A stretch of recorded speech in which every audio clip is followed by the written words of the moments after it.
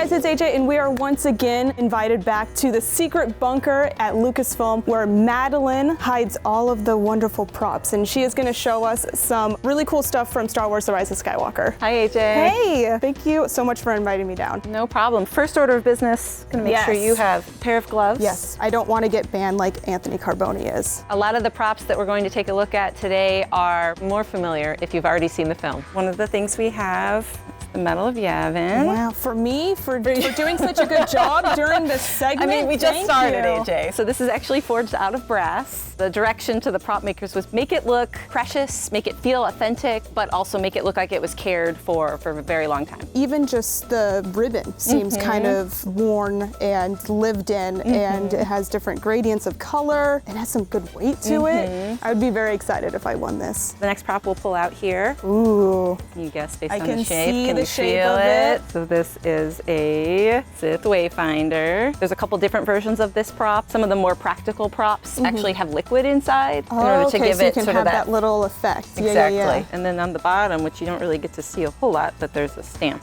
Which is amazing because from afar, not many people probably saw these little details right here, but it being there just gives it a little bit more of that feel, which is really cool. This is Janna's bow. Like a lot of her props and costumes that we've seen before, her bow is meant to look like it's been created out of foraged, scavenged parts. And then the other cool thing about her bow, which is sort of like a combination bowcaster, rifle, blaster sort of thing, but it's also ambidextrous. It's designed to be made so that you can be right-handed or left-handed, and you can use it either way. We have a couple of new lightsaber designs that debuted in The Rise of Skywalker. Yep. This one made quite a hit at D23 in 2019. This is the dark side Rey double-bladed lightsaber that we're holding here. This piece in the center actually gives it like a really good solid foundation in which to then snap into place. Yeah. And then when it's not in its open position, there's actually magnets here to kind of connect the pieces so that they won't just open up randomly. Yeah. So that gives them a little bit more control when they're trying to choreograph how she's going to be holding this. This shape in particular on this lightsaber, Darth Vader's main lightsabers, actually has this shape on it. So it kind of gives you that dark side feel. And then obviously the double-bladed reminds you of Maul. They're definitely pulling from stuff that you've seen before, but making something new. So I probably say this every time, but this might be my favorite prop, possibly of all time. But this is Leia's lightsaber. Really beautiful materials. It's kind of different from any lightsaber we've seen before. It has mother of pearl inlay. It has a copper color throughout. The design of Leia's lightsaber is inspired by the Art Deco movement of like the 1930s. Holding this is more than gaining a medal. I need a moment, I'm sorry.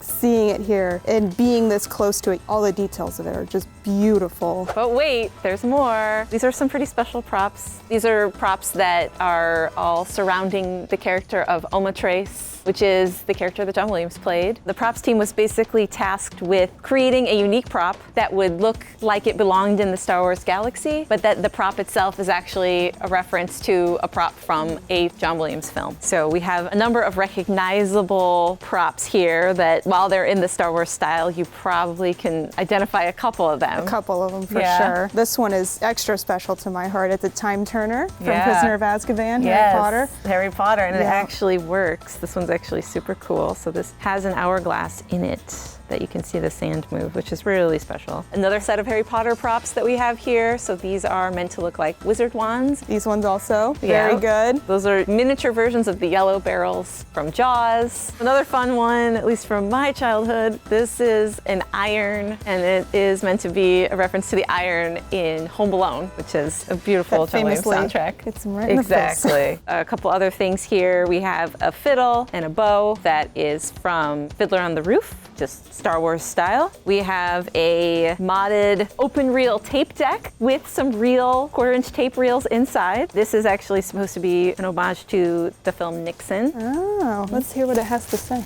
It's got nothing. It's got nothing? Nothing. Right here we have a set of pilot wings. These are from Catch Me If You Can. And actually in our Besh, we have the letters T, W, and A for Trans World Airlines. They still put this much detail and this much heart into this, which makes that scene even more special. And then of course, Star Wars fans, I suspect, may be interested in a couple of the other ones that we have here. Yes, we have a few from Indiana Jones. This beautiful whip here, which looks like it would hurt a lot more. We have the St. Cara stone rhinestones, which is really cool because they even put the line details on there too. And this isn't everything. This isn't everything. Yes, so they made around 40 different props from 40 different John Williams films. Very cool. Thank you so much for letting us back down here to check out some of these beautiful items. No problem. Anytime, AJ.